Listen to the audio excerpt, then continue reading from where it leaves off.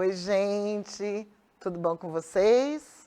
Mais uma sexta-feira, né? Aula de artes, para a gente terminar a semana assim, fechar com chave de ouro. E hoje a gente vai fazer uma aula sobre o cavalo marinho. Vocês conhecem o cavalo marinho? Já viram? Já participaram? Sabem do que eu estou falando? Não é do bichinho não, viu, gente? O cavalo marinho é um folguedo, é uma brincadeira. Vocês sabem o que é isso? O que é folguedo? Então, folguedo é toda brincadeira, toda atividade popular, né, da tradição, né, todas as festas, todos os brinquedos, é assim que a gente chama. Então, a pessoa que faz o folguedo é também chamada de brincante. Né? Então, o cavalo marinho é um folguedo, como o pastoril, como o coco, como o reisado, bumba meu boi, todos são folguedos. Então, hoje a gente vai falar do cavalo marinho, que é um folguedo daqui de Pernambuco, né, da nossa região aqui da zona da Mata Norte, e a gente vai conhecer um pouquinho essa brincadeira que é bem legal. Vamos começar vendo um pouquinho como é a dança do cavalo marinho.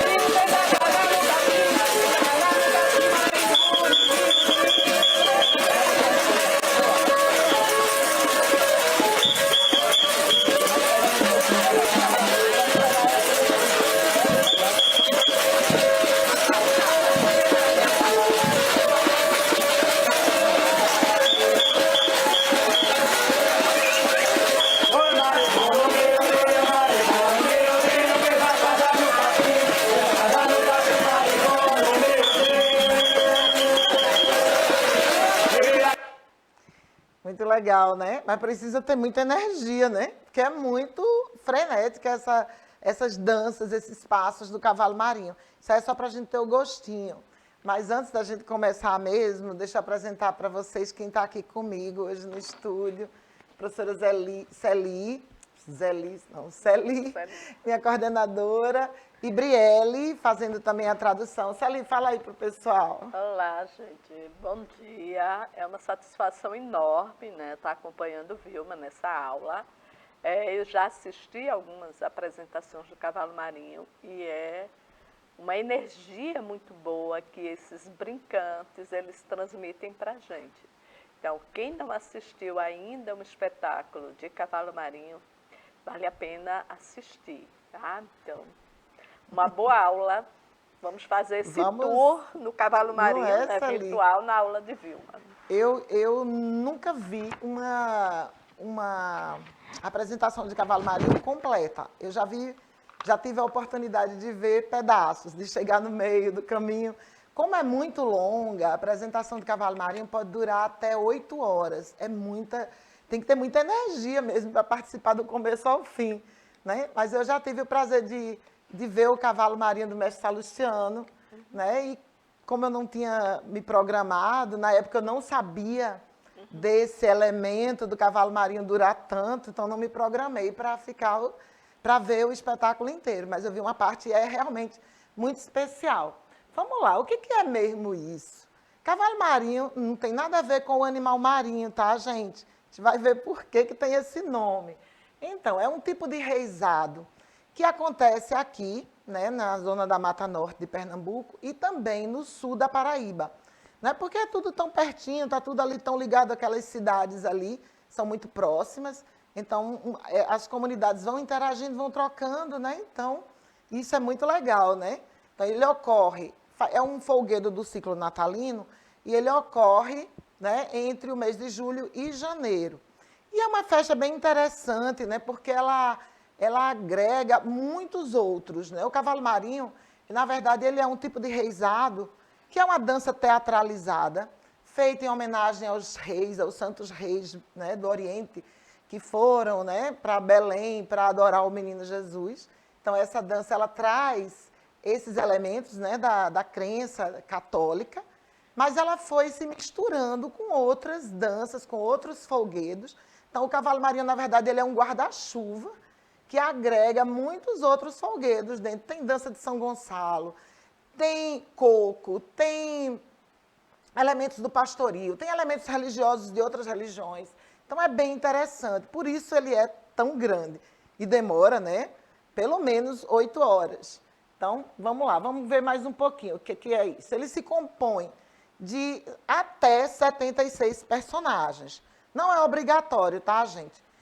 Pode ter até 76, mas às vezes ele pode acontecer com 10 personagens, depende do grupo que se organiza ali para fazer acontecer essa festa.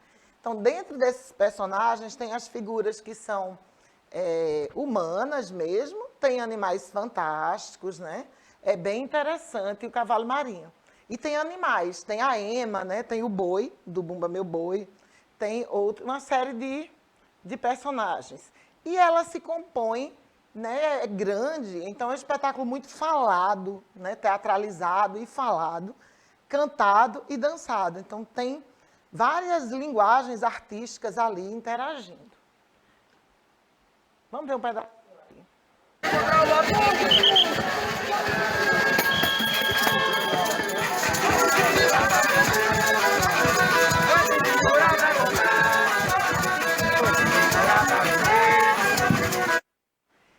Bom, nesse pedacinho que vocês viram 3 personagens aí. Tem o mestre Ambrósio, tem o Mateus e o capitão, né? Essa figura é o mestre Ambrósio, esse é o Mateus e essa figura aqui é o capitão. A gente vai ver já já um pouquinho mais sobre esses personagens. Então, como eu falei, ele é feito de teatro, dança, música, poesia e artesanato, porque tem toda a produção visual, né, das personagens, que são chamadas de figuras. Tá? No cavalo marinho, as personagens são chamadas de figuras. Vamos ver mais um pouquinho. Então, do teatro, o cavalo marinho vai pegar o gestual, o texto, né, que é teatralizado, mas ele é espontâneo, tá, gente? Não é decorado como no texto no teatro, não. As máscaras, as personagens e o improviso. Então, tudo isso está ali dentro daquela brincadeira do cavalo marinho. Vamos ver mais um pouquinho. A música, que é feita, né, com os... Vocês estão ouvindo aí a musiquinha do cavalo marinho. Então, tem os instrumentos próprios, tem a orquestra, que é chamada de banco, as toadas e as melodias. Então, essa melodia que é bem típica do cavalo marinho, né, é feita com alguns instrumentos, que são o ganzá, a rabeca, que é esse instrumento que está tocando aí, né, as zabumbas. Eles usam também uma vagem, que eles chamam de baje de taboca, que faz uma percussão diferente, né, no cavalo marinho. E temos também da poesia as loas, a declamação e o improviso. Como eu falei antes, o cavalo marinho ele é bem falado, ele tem muitos elementos falados. A música, basicamente, ela é feita pela orquestra, canta-se algumas toadas e algumas loas, mas a maior parte do tempo ele é falado, ele é declamado. Tá bom? Bora seguindo. E o artesanato está representado nas máscaras, nos adereços, nas vestimentas e até nos instrumentos, que eles são instrumentos artesanais. Né? A rabeca é um tipo de violino que é feito, às vezes, pelo próprio mestre do cavalo marinho. Vamos seguindo, vamos ver mais um pouquinho aí. Que cidade é aquela que estou a avistar? Que cidade é aquela que eu vou avistar? É a cidade da mata, cabelo que se balança, chuva, chuva. Essa figura que vocês estão vendo, aí é o caboclo. Né? Ele canta algumas loas, tem sempre a resposta, né, do grupo, né, o que é chamado de coro, e às vezes o próprio público ajuda, né, a fazer a resposta. Ele diz uma quadrinha e o público responde repetindo, né, aquilo que ele faz geralmente de improviso. Essa figura é bem interessante, que é o caboclo. Ele é uma figura que representa, né, a religiosidade não católica, né, que é o culto a Jurema, que é uma espécie de religião que mistura um pouco da tradição indígena e da tradição também dos afrodescendentes. Vamos seguindo. As danças, o cavalo marinho, em suma, é uma dança, né? Uma dança teatralizada. Então, ele tem muitas danças ali dentro, né? Como eu já falei, o coco, as rodas de São Gonçalo, o Bumba Meu Boi, elementos do pastoril do próprio reisado, mas ele tem também umas coisas diferentes. Ele tem aqueles passos que vocês viram no comecinho da aula, bem frenéticos, bem interessantes. Então, esses passos, eles são, às vezes, coreografados, outras vezes são livres, tá? E tem o nome de alguns aqui, o trupé, o tombo, a pisada, a carreira, rasteira, tesoura. Vocês viram alguns desses ali naquela dança que a gente mostrou logo no começo. Vamos seguindo. A dança dos arcos está presente em diversas manifestações populares brasileiras e mesmo em várias outras culturas. No seu desenho coreográfico, trazem o simbolismo do arco-íris, quer dizer, a ponte entre o céu e a terra, entre o sagrado e o profano. Ela é Um pedacinho da dança dos arcos, que eu nem tinha falado dela. A dança dos arcos já é uma dança de tradição portuguesa. Vejam como o cavalo marinho mistura, né, muita coisa. Então, essa dança, ela é uma dança de tradição portuguesa, ela é muito dançada lá no sudeste do Brasil, mais do que aqui no Nordeste, mas ela está inserida dentro do cavalo marinho porque ele é um folguedo bem rico, né, que vai misturar todas essas tradições. Vamos ver agora os personagens, né, do cavalo marinho, que eu já falei que podem ser até 76. Eu trouxe só os mais comuns, os mais conhecidos, né, porque nem sempre, como eu já tinha dito antes também, só reforçando, nem sempre eles estão todos presentes, né? Não é obrigatório. Mas, às vezes, tem uma quantidade, em outro cavalo marinho já tem outros, mas quando se junta tudo, né, pode-se chegar até 76. Os mais importantes são o Mateus, né, e o Bastião, o mestre Ambrósio, a Catirina, o capitão Marinho. Capitão Marinho, sem ele não existe o cavalo marinho, né, que é daí que vem o nome do cavalo marinho, porque o capitão, ele é a única personagem montada. Todas as outras personagens do cavalo marinho estão a pé, estão sem nenhuma montaria. E o capitão não, ele vem montado no cavalo, que se chama Marinho. É o nome do cavalo do capitão. E aí acabou dando o nome ao folguedo, que é o cavalo marinho. Então, o capitão é o dono da festa, né? Ele que promove esse baile e acabou ficando com o nome dele. Né? Tem o boi, tem o jaraguá, né? Eu já falei, o empata-samba, tem muitos outros, tem a véia do bambu, né? Tem o Vila Nova, tem o véio também, tem a morte, o jaraguá, a ema. O jaraguá é um personagem fantástico, ele entra um pouco assim, a morte também, que é um personagem fantástico, que são personagens que não fazem parte do mundo real, né? Que a gente conhece, né? Da vida, do cotidiano. Então, vamos ver um pouquinho sobre esses personagens. As outras figuras, né, que eu não citei antes, tem o Soldado da Gurita, o Pisa-Pilão, o Mané do Baile, o Caboclo de Arubá, eu já falei dele, que é aquele que a gente viu o videozinho, né, a ema, o Macaco, o Barre-Rua, que é o Vila Nova. Tem os galantes e as damas, que são aqueles que vão fazer a dança dos arcos. Tem o Padre Capelão. E, olha, tem mais gente aí, como eu disse, são 76, eu não consigo colocar todos aqui no slide, mas quem quiser saber mais pode pesquisar, né? Que é muito interessante fazer a pesquisa, né, Celi? Você colocou aí os principais, tá? Mas eu olhando aqui, eu fui consultar, viu? Gente, tem muitas figuras mesmo. Tanto as figuras humanas como a do imaginário, né? Que Vilma citou, figuras... Vamos seguindo, porque a gente quer saber como é, né, esse negócio. A gente chega lá. Vejam, aí vocês estão vendo as máscaras, algumas máscaras, né? Ali tem o mestre Ambrósio. Geralmente ele aparece com essa máscara escura, com marcas claras. Tá? Não existe uma regra, uma rigidez nessa questão das máscaras, porque os cavalos marinhos, todos os grupos que existem, eles são autônomos, eles podem criar, né? Eles têm autonomia.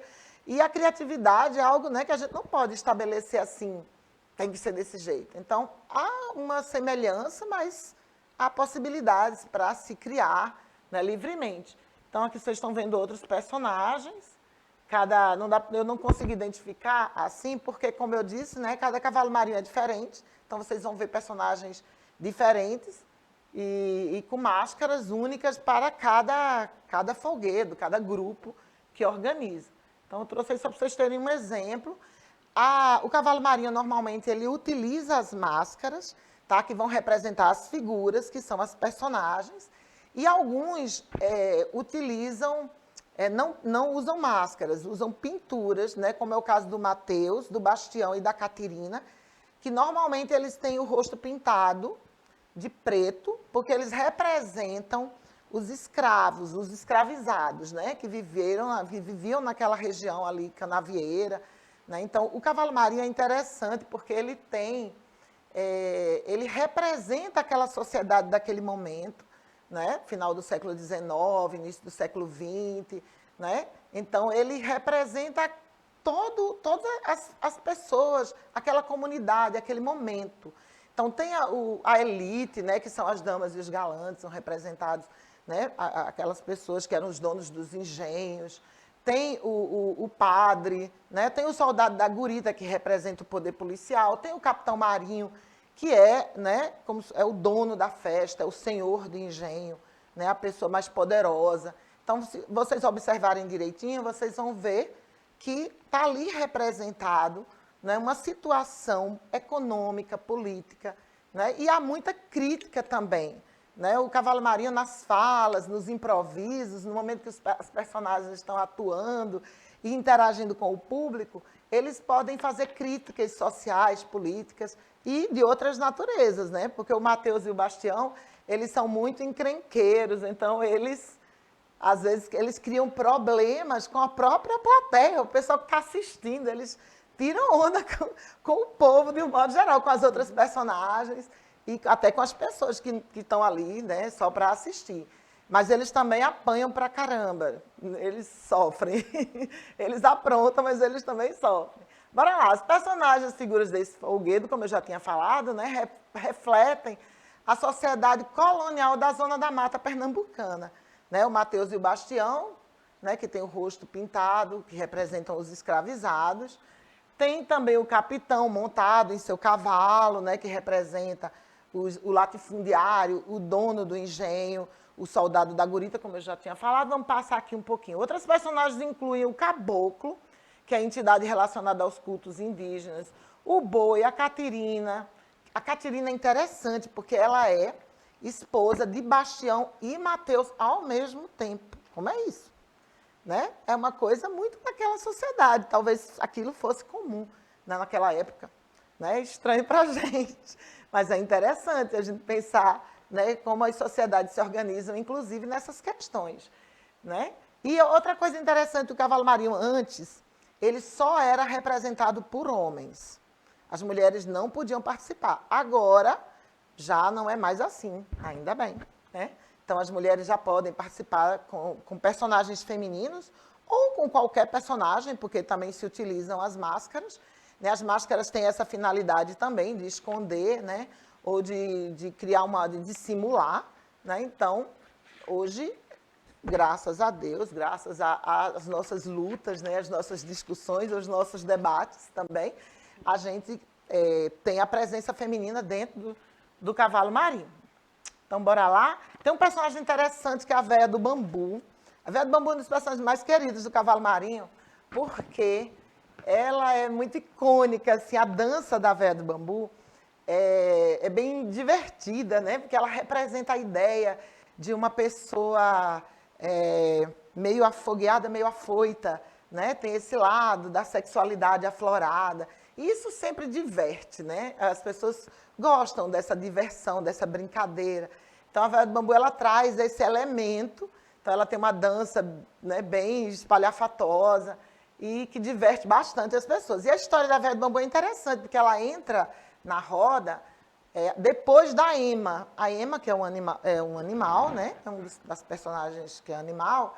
E a Ema entra na roda e brinca bastante. E depois entra a Véia do Bambu, que ela se diz dona da Ema. E ela entra na roda procurando a Ema, que ela diz que é dela. E daí ela brinca ali, depois ela esquece da Ema e lembra do marido dela, o véio. Aí ela vai procurando o véio, daqui a pouco o véio chega. E os dois começam um processo, né, arenga, e brinca, e se beija, sabe? Uma coisa meio assim, bem entre tapas e beijos, digamos assim, né? E nisso a morte chega, e a morte vem para buscar o véio. E quando a morte chega, aí o véio morre, e vem também o padre para fazer, né, a extrema unção, para encomendar a alma do véio. Nisso, dá tanta confusão com a Véia do Bambu, que ele acaba encomendando a alma deles ao diabo. E aí o diabo entra também. É muita confusão no Cavalo Marinho, gente, é muito divertido. Tudo isso dentro da música, da dança, da brincadeira, né, das declamações. E o Mateus e o Bastião também estão ali participando, então é bem interessante. Aí vocês estão vendo o Mateus e a Caterina, né, como eu falei, eles usam o rosto pintado. Vamos ver um pouquinho aqui, a gente vai ver a Véia do Bambu.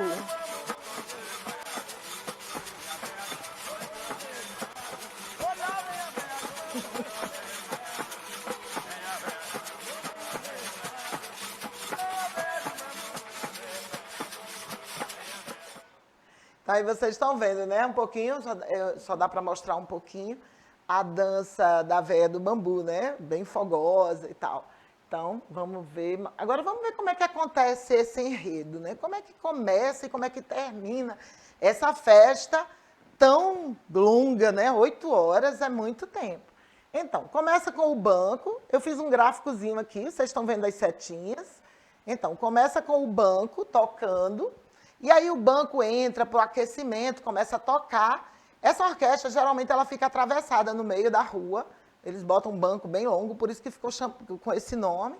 Eles sentam ali e começam a aquecer. Nisso, antes da encenação começar, tem um momento de esquente. Eu vou mostrar para vocês já já. Que é a dança do mergulho, como eles chamam. Ou mergulhão. Que é uma dança que as pessoas, não necessariamente as pessoas que vão participar do folguedo, mas a própria plateia entra para brincar, né? É um esquente. Então, tem o mergulho. Depois do mergulho, o capitão entra em cena, né? Por isso que eu estou a primeira setinha aqui depois do banco. O capitão Marinho, ele é o dono do baile, então ele anuncia a festa.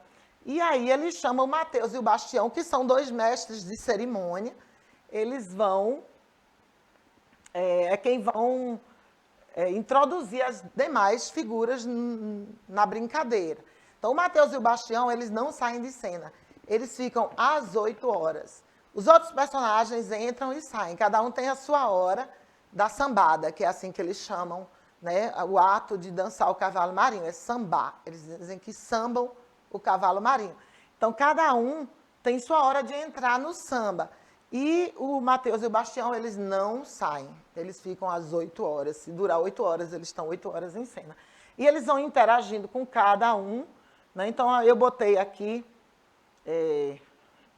aberto, porque não tem uma regra. Né? Não existe uma regra de tem que ser esse, depois esse, depois esse. Isso vai acontecer de acordo com o que está acontecendo ali, com a necessidade, né? Com quem vai chegando, com quem vai... Então, não existe uma regra de quem é o primeiro. Só o capitão e o Mateus e o Bastião, que realmente esses têm que estar lá, né? Então, o capitão introduz aqui a brincadeira e o Mateus e o Bastião vão chamando as outras personagens para participar. Então, vocês estão vendo aí o banco, né? Tem a rabeca, os elementos do banco. Muito importante a gente conhecer. E como é que é isso? Né? Eu já tinha começado, mas a gente vai dar sequência aqui. como é muita coisa, realmente eu achei que era bom colocar isso por escrito para vocês. Vocês podem ver no YouTube, parar, ler, é importante. É um pouco disso que eu já falei, mas aqui a gente está mais organizadinho. Então, o capitão organiza um baile em homenagem aos santos reis do Oriente. Aí ele convida as damas, os galantes, ele chama os músicos, né, que ficam no banco, e ele cria todo aquele ambiente. Depois ele chama o Mateus e o Bastião, né, que vão introduzindo as outras personagens. O Mateus e o Bastião, eles usam uma bexiga de boi, que é inflada, né, parece uma bola. E eles usam para marcar o ritmo do cavalo marinho, e eles vão batendo nas pernas enquanto dançam. Mas isso serve também para eles darem bexigadas nas outras personagens. Tanto eles atacam, né, na brincadeira, quanto eles usam também para se defender. Né? Temos aqui também. Aí eles se rebelam. Ah, tem uma história aí que o Mateus e o Bastião, eles tentam enganar o Capitão Marinho, eles querem que o baile seja deles. Então, eles tentam fazer lá um jeito de dizer que são eles os donos da festa. E aí isso dá muita confusão, porque o cavalo marinho, desculpem, o Capitão Marinho chama o soldado para botar ordem na confusão. E aí vai se desenrolando uma história que é toda inventada na hora. Né? Aí surge também o empata-samba, que quer acabar com a festa, depois vem o mané do baile para restaurar a ordem, e depois disso é que entram as damas e os galantes para fazer a dança dos arcos, e as demais personagens vão entrando e saindo e se revezando. O fim da noite sempre termina com o boi. Essa também é uma regra, assim, o boi é a última figura que vai entrar, todos entram, né, porque o Mateus e o Bastião matam o boi do Capitão Marinho para dar a língua para a Catirina, que está desejando, aquela história do Bumba Meu Boi. E depois disso, o boi ressuscita e aí a festa termina com o coco. Depois do boi vem o coco, mas o coco é uma dança, não é uma apresentação, é só a dança final que vai ser feita depois que entra o boi. Vamos ver um pouquinho do mergulho.